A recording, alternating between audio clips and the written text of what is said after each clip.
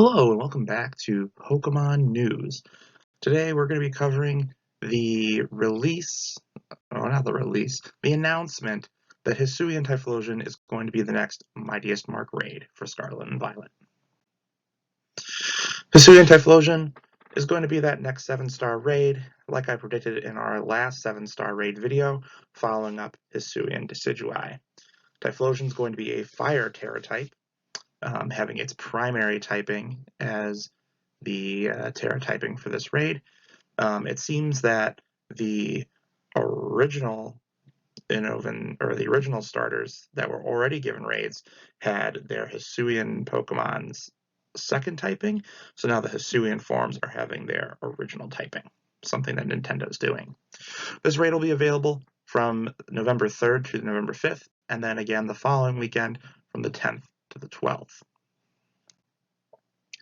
Typhlosion has some interesting moves that could be used in its raid, but it's definitely going to have the ability Flash Fire, so do not have any type of fire move along for the ride. It's not going to work. It's just going to make this thing stronger. The moves it will likely have, Ghost, it's going to have its signature move Infernal Parade over Shadow Ball most likely. It just makes sense that it's going to have its signature move. Hisuian Decidueye had triple arrows, so this one should have Infernal Parade. Fire moves, it has several different options in Eruption, Overheat, Terra Blast, or Flamethrower. It probably won't be Terra Blast.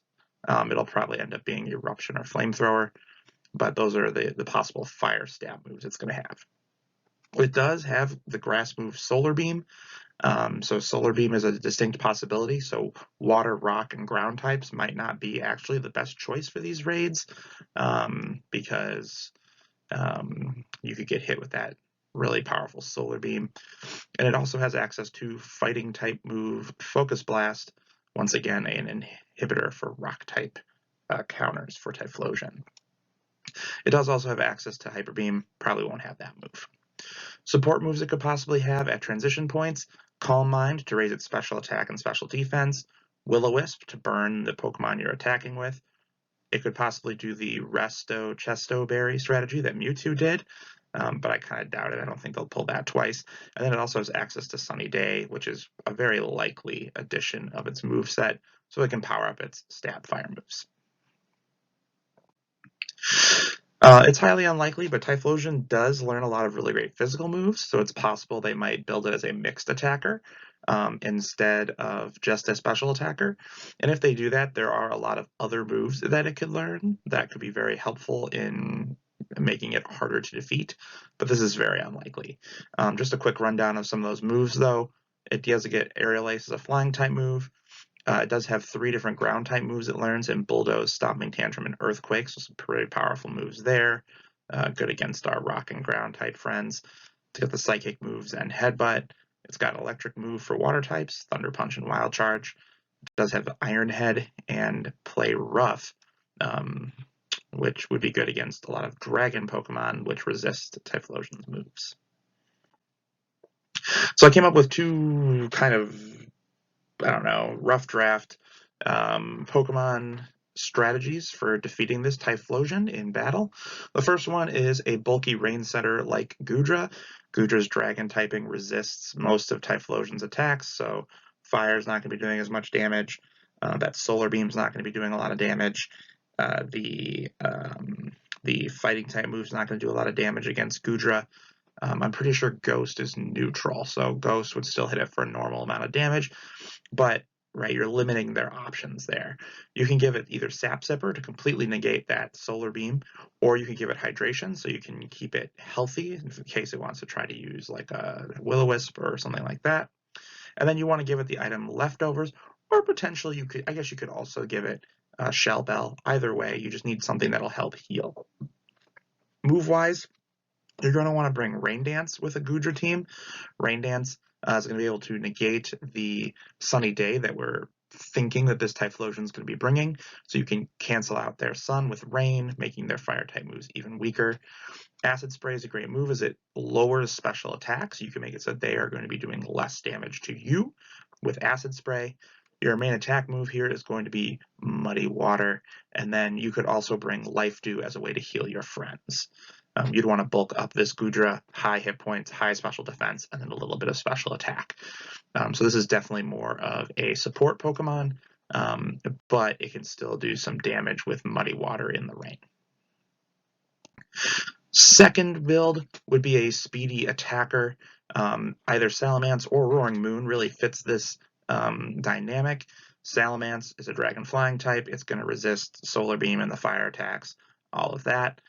Roaring Moon has that dark typing, giving it that an additional resistance to the ghost type moves it has. However, if it does have Focus Blast, that's something to look out for. For Salamence, you'd want it to have Intimidate. Moxie's not going to really do anything for you in this raid. And then Roaring Moon only gets Photosynthesis. And then you'd want it to have a Shell Bell for healing. These Pokemon do not have healing moves, really. Salamence, you'd want to go Dragon Dance, Earthquake for a move that's good against Typhlosion, and then have it bring Rain Dance so you can shut off the sunny day. And then Roaring Moon, you'd want to go Dragon Dance, Earthquake, and then you could use Taunt to stop them from using the sunny day and the stat changing moves.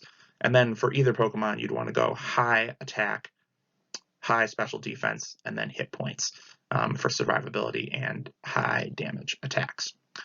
Both of these strategies probably could be workshopped a little bit, but it's something to start with, something to think about. After Typhlosion's raid is done, the next Mightiest Mark raid has to be Hisuian Samurott. They did the first two Hisuian Pokemon. Samurott obviously is going to be coming next. And Samurott, based on the pattern, will probably be a water type raid. So like the other Hisuian starters, it's going to be the primary typing as its Terra type, not its secondary typing. After Samurott, the original Sinnoh starters may be the next raids. That would be Infernape, Torterra, and Empoleon. They were included in the Teal Mask DLC as an egg giveaway from the professor, so it just makes sense that those would be the next three to be getting those raids, especially since the only people to get Mightiest Mark raids, or the only Pokemon, have been really starters and then Mewtwo. So that just makes sense that this would be the next logical step. At some point, there's probably going to be an Xmas-themed Delibird raid, probably in December. I just imagine that's going to happen. It happened in Sword and Shield. I don't see why they wouldn't do it in this one. In other Pokemon Scarlet and Violet news, there are going to be 2 codes that will be given out November 17th during the Latin American International Championship livestream. One of those codes is for a Pokemon card in the Pokemon Live. They're going to be giving away an Iron Valiant EX code. So everybody who gets this code will be able to redeem it for an Iron Valiant EX during Pokemon Live. Pretty cool. The other one is going to be a copy of Alex Gomez Berna's Dragapult from previous championships. It's going to have the moves Terra Blast, Dragon Darts, Phantom Force, and U-Turn. It'll be level 50, Jolly Natured, have Clear Body with a Choice Band, and it'll have the Ghost type Terra effect. So November 17th, I will figure out what those codes are, and I will get them onto the channel in some way so you can get those codes and get those Pokemon.